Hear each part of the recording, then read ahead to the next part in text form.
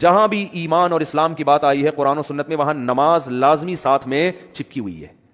تو اس لیے آپ کو نماز تو پڑھنی ہی پڑھنی ہے, اس میں تو نو کا آپشن ہے ہی نہیں. یہ ثابت کرنے کے لیے ہم کیا ہیں, مسلم ہیں, مرد کو بھی عورت کو بھی. اور یہ صرف بر صغیر میں ہے, ملیشیا میں ہم نے دیکھا وہاں مسجدیں بھری ہوتی ہیں, سب نماز پڑھتے ہیں, خواتین بھی پڑھتی ہیں ساری, اسکارف لٹکے ہوئے ہوتے ہیں وہاں, بے شک وہ اس کا جاب کر رہی ہے ہوٹل میں, کچھ بھی کر رہی ہے, نماز کے ٹائم پہ عورت بھی آئے گی مسجد میں اسکارف پہنے گی, پھر وہیں اسکارف نکال کے بھی چلی جاتی ہیں. ٹھیک ہے نا, جیسے ہمارے ٹوپیاں رکھی ہوئی ہوتی ہیں نا ایسے. افغانستان میں سب نماز پڑھتے ہیں, سعودی عرب میں سب نماز پڑھتے ہیں, دبئی میں عرب کے کیسے کیسے عیاش ہیں, نماز کے ٹائم پہ سارے ایسے لگے گا جیسے ان سے بڑا نیک دنیا میں کوئی ہے ہی نہیں. بادشاہ نماز پڑھتے ہیں, وزیر نماز پڑھتے ہیں. ہمارے ہاں ایک بہت بڑی لعنت ہے کہ ہوگا مسلمان اور اپنے آپ کو مسلمان بھی کہتا ہے, نماز کے وقت میں غائب.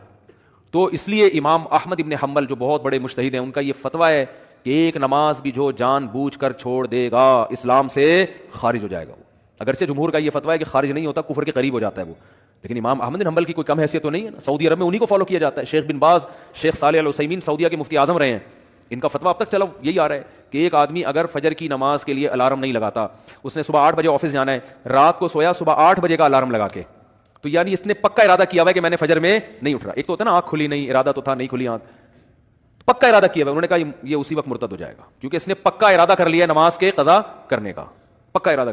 وہ یہاں تک ان کا فتویٰ ہے کہ مرتد ہو جائے گا اس کو اگر توبہ نہیں کرتا اور توبہ کا اعلان نہیں کرتا باقاعدہ, تو اس کو مسلمانوں کے قبرستان میں دفن کرنا بھی جائز بولو نہیں ہے, اس کا نکاح بھی ٹوٹ گیا.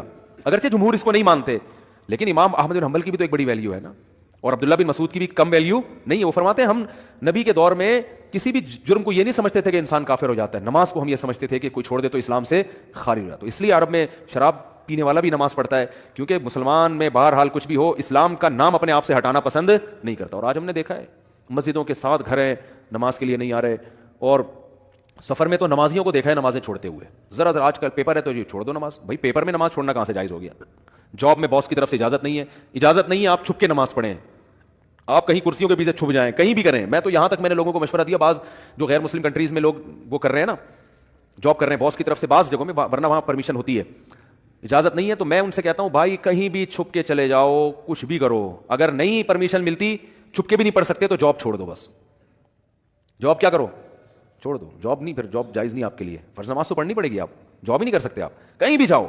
کہتے ہیں کہاں جا کے, میں بھائی واش روم میں پڑھ لو, واش روم میں پڑھ لو. واش روم کا مطلب یہ نہیں کہ وہ فلش کے اوپر, وہ تو جگہ کا پاک ہونا ضروری ہے نا. انتہائی آخری درجہ یہ ہے کوئی مصلی رکھو اپنے ساتھ تاکہ جگہ پاک ہو. یہ ایسا نہیں کہ واش روم میں نماز پڑھنا شروع کر دیں, حرام ہے, ناجائز ہے واش روم میں نماز پڑھنا. لیکن اگر کوئی صورت نہیں بنتی, کچھ بھی نہیں ہے, جائے نماز لے جاؤ بھائی چھپ کے, جہاں نہاتے ہیں نا جس جگہ پہ, اس جگہ مصلی بچھا کے نماز پڑھ لو.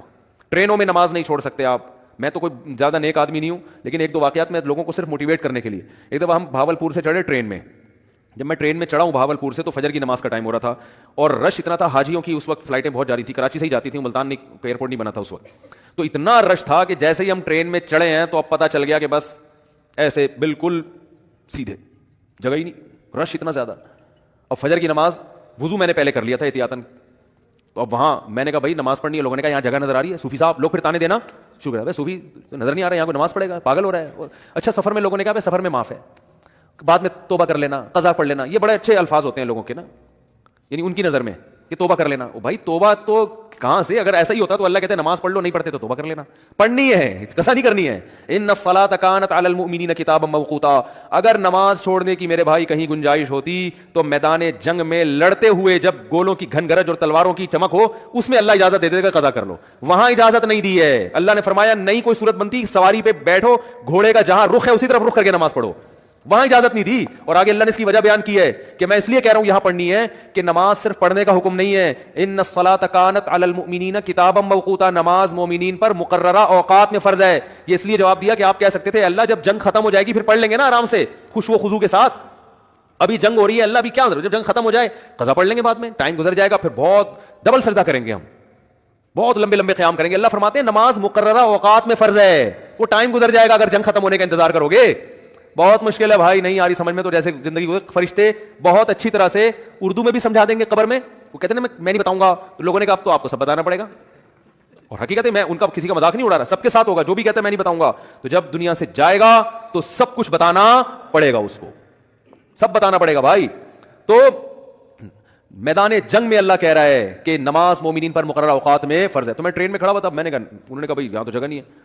اچھا میری عمر بھی زیادہ نہیں تھی تو وہ ایسی تھوڑی عمر ہو تو لوگوں میں روب بھی ہوتا ہے نا. انہوں نے کہا کوئی جگہ نہیں ہے. میں نے کہا تو پڑے گا بھائی, کیونکہ ہم تو کیسے چھوڑ دیں بھائی, اور سنتیں اب چلو مجبوری ہے چھوڑ دیتا ہوں, 2 فرض تو پڑھنے ہیں. لوگوں نے کہا جگہ نہیں ہے. میں نے کہا جگہ بن جائے گی, کیونکہ فرض جو نماز میں فرائض ادا کرنا بہت آسان ہے. تو میں نے کیا کیا, وہ جگہ چونکہ لوگوں کے چپل تھے تو اس میں خطرہ تھا کہ ناپاک ہوگی, تو ایک چادر تھی میرے پاس, وہ میں نے ایسے نیچے ڈال دی, بچھانے کی بھی جگہ نہیں تھی.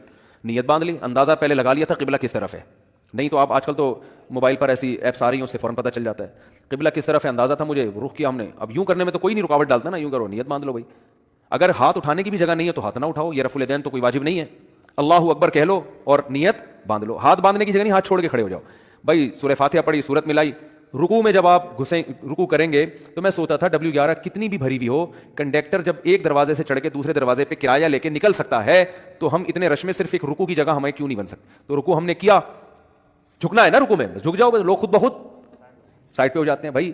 اس کے بعد آپ جب سجدہ کرو تو سجدہ نام ہے, ویسے تو پراپر سجدہ کرنا چاہیے, جگہ نہیں ہے تو بھائی ماتھا کسی طرح زمین پہ ٹکانا ہے, آپ ماتھا زمین پہ ٹکا دیا جا کے. تو 2 رکعت تمیز سے الحمدللہ پڑھ لی, کھڑا ہو گیا میں. پھر لوگوں نے کہا یار یہ, میں نے کہا ہو گئی بس 2 فرض پڑھنے تھے, ہو گئے, ایسی کی تیسی, جو مرضی کرنا ہے, جو اکھاڑنا ہے اکھاڑ لو کیونکہ تمہیں تو خود چاہیے جگہ دو نا. اور بعض دفعہ لوگوں کو شرم آ رہی ہوتی ہے, ہم سب کے سامنے نماز پڑھیں گے, لوگوں نے کہ تو بہت بڑا صوفی ہے. تو یاد رکھو شرم ان کم بختوں کو آنی چاہیے جو نہیں پڑھ رہے, ان کم بختوں کو آنی چاہیے بھائی. تم بھی تو ایمان کے دعوے دار ہو. اگر تم یہ کہتے ہو کہ ہم اسلام کو نہیں مانتے تو پھر پورا اسلام سے رشتہ ختم کرو. پھر آپ وصیت میں لکھو کہ مجھے عیسائیوں کے قبرستان میں دفن کرنا ہے, مجھے ہندوؤں کے میری چتا کو آگ لگائی جائے ٹھیک ہے نا, یہ لکھ کے جاؤ. جو نماز نہیں پڑھتا لکھے کہ بھائی میں چونکہ نماز نہیں پڑھتا اور میں مانتا ہوں یہ ٹائم ویسٹنگ ہے اور یہ کیا مولویوں نے نماز رکھا ہوا ہے, تو لکھو کہ میری چتا کو, ایک ہندو ابھی مسلمان ہوا ہے تو میں نے, وہ مجھے کہہ رہے تھے کہ میں لائیو سب کے سامنے کلمہ پڑھوں گا نا, تو میں نے کہا چلو ہمارے بیان میں آپ کو لائیو ہم لے لیں گے. بیان سنتے تھے, اللہ کا شکر ہے وہاں انڈیا میں ان کو ایمان کی توفیق ملی, تو ہندو ہونے کے باوجود میرے بیان بڑے شوق سے سن رہے تھے, کہہ رہے سنتے سنتے میرا دل کیا کہ میں مسلمان ہو جاؤں, اللہ تعالیٰ قائم رکھے. تو میں نے کہا لوگوں کو موٹیویشن ملے گی, تو انہوں نے کہا میں سب کے سامنے. پھر مجھے خیال آیا بھائی اتوار میں تو ٹائم ابھی ہے, زندگی کا کوئی بھروسہ نہیں ہے. میں نے کہا اگر آپ اس سے پہلے مر گئے, انہوں نے کہا بات تو ٹھیک ہے. میں نے کہا پھر فون پہ ہی کلمہ پڑھو. تو انہوں نے کلمہ تو پڑھ لیا ماشاء اللہ, مسلمان ہو گئے, بیان بھی سن رہے ہیں. لیکن انہوں نے کہا میرے لیے سب سے بڑی آزمائش یہ ہے کہ ہندوؤں میں جب ماں کا انتقال ہوتا ہے تو بڑا بھائی ہے جو چتا کو سب سے پہلے